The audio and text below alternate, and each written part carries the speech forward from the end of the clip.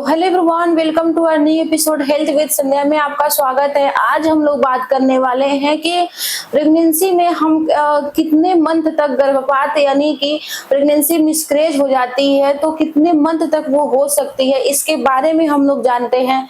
तो चलिए बिना देरी किए वीडियो को स्टार्ट करते हैं और जानते हैं।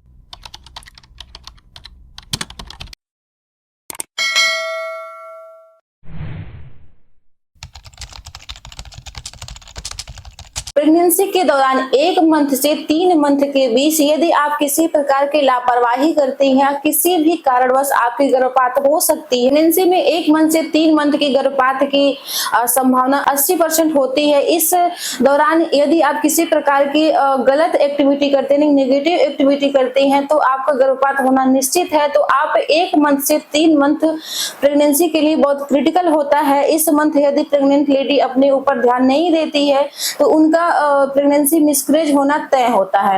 चौथे मंथ से 5वें मंथ के बीच गर्भपात का होना खतरा कम हो जाता है, लेकिन इस दौरान भी आपको गर्भपात हो सकती है। बहुत रेयर कंडीशन है, मतलब 40% की आशा होती है कि आपको गर्भपात हो सकती है।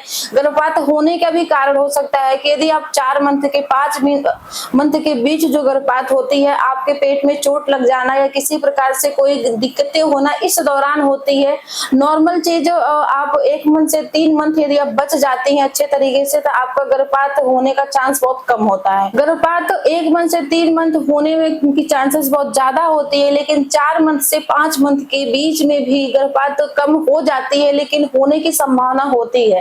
तो यदि कोई महिला प्रेग्नेंट है, वो अपने बच्चे को स्वस्थ अच्छे तरीके से स्वस्थ और किसी प्रकार की दिक्कत ना होते हुए वो जन्म देना चाहती हैं, तो आप 1 मंथ से 5 मंथ के बीच अपने शरीर पे अच्छे तरीके से ध्यान दें, अच्छी नींदें लें, अच्छा आहार लें, किसी प्रकार से ओवर थिंकिंग ना। गर्भपात के कुछ जेनेटिक कारण भी होते हैं, कुछ वजह भी होते हैं जिससे गर्भपात होना निश्चित होता है। आप चाहकर भी उस बच्चे को कंसीव नहीं कर सकती हैं। जैसे कि भ्रूण में यदि आपको असमान गुणसूत्र मिलते हैं, इस दौरान भी गर्भपात होना निश्चित होता है। यदि गर्भावस्था के दौरान प्लेसेंटा की समस्या होती है तो आपकी प्रेगनेंसी मिसकैरेज हो सकती है। यदि प्रेगनेंसी के दौरान हार्मोनल परिवर्तन असामान्य हो जाती है, यानी कि बार-बार हार्मोनल परिवर्तन होता है, बार बहुत ज्यादा ओवर थिंकिंग करती है, इस दौरान आपकी हार्मोनल परिवर्तन बहुत तेजी से होती है, उसकी स्तर चढ़ाव उतार दोनों होती है, तो आपकी गर्भपात होना निश्चित है। यदि इस कंडीशन में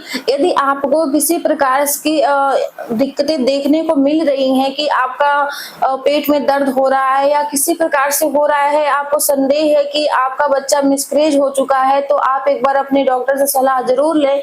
यदि आप चाहती हैं कि आपको किसी प्रकार से दिक्कत ना हो, आपका गर्भपात ना हो, आप बच्चे को कंसीव की हैं, तो 9 मंथ इजीली आप अच्छे तरीके से एक स्वस्थ बच्चे को जन्म दें। तो आपको कुछ चीजों का ध्यान रखें।